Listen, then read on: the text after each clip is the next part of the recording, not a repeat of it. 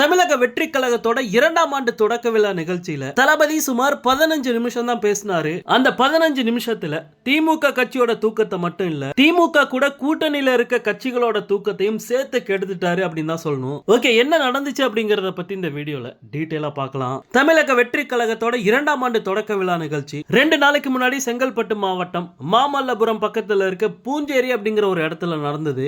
இந்த நிகழ்ச்சியில தளபதி கிட்டத்தட்ட அரை மணி நேரத்துக்கு மேல பேசுவாரு அப்படிங்கிற மாதிரி எதிர்பார்த்தோம். ஆனா 15 நிமிஷம் தான் தளபதி பேசினாரு. ஆனா அந்த 15 நிமிஷத்துல ஆளும் கட்சியோட தூக்கத்தையே தளபதி கெடுத்துட்டாரு அப்படின்னு தான் சொல்லணும். ஏன்னா நேத்து சென்னையில திமுக சார்பா ஒரு விழா நடந்திருக்கு. அதாவது இன்னைக்கு தமிழ்நாடு முதலமைச்சர் மு.க. ஸ்டாலின் அவர்களோட பிறந்த நாள். சோ முதலமைச்சரை பத்தி புகழ்ந்து பேசுறதுக்காகவே திமுக இந்த நிகழ்ச்சியை ஏற்பாடு பண்ணியிருந்தாங்க. முக்கியமா திமுக கூட்டணியில இருக்க நிறைய அரசியல் கட்சி தலைவர்கள் இந்த நிகழ்ச்சியில கலந்துகிட்டு பேசினாங்க. முதலமைச்சரை புகழ்ந்து பேசுறதுக்காக இங்க வந்திருக்கோம் அப்படிங்கறதே மறந்துட்டு பேசின எல்லாருமே தளபதியை விமர்சனம் பண்ணி தான் பேசினாங்க. இந்த கருணாஸ் இவ்வளவு நாளா சுயநினைவு இல்லாம கோமால இருந்தாரு அப்படின்னு நினைக்கிறேன். ஏன்னா நேத்து திடீர்னு திமுக மேடைக்கு வந்து தளபதியை பத்தி விமர்சனம் பண்ணி பேசியிருக்காரு. இன்னொரு பக்கம் சரத்குமாருக்கு நானும் ஒரு கட்சி வச்சிருக்கேன் அப்படிங்கிறது நேத்து தான் அவருக்கு ஞாபகம் வந்தது போல.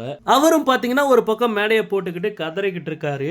அப்பதான் தலைவனை பத்தி புரிஞ்சுது. 15 நிமிஷத்துல எவ்வளவு பேரோட தூக்கத்தை அவருக்கு எடுத்திருக்காரு அப்படின்ட்டு. இதுக்கே இவனுங்க கதறி துடிக்கிறானுங்க அப்படின்னா தளபதி இன்னும் என்னென்னமோ பண்ண போறாரு, தாங்குவானுங்களா அப்படின்ட்டு தெரியல. ஓகே நண்பா, இந்த நியூஸை பத்தி உங்களுடைய கருத்து என்ன அப்படிங்கறத கமெண்ட்ல சொல்லுங்க. தளபதியோட எல்லா அப்டேட்டுமே மிஸ் பண்ணாம பார்க்க நம்ம சேனலை சப்ஸ்கிரைப் பண்ணி சப்போர்ட் பண்ணுங்க. தேங்க்யூ.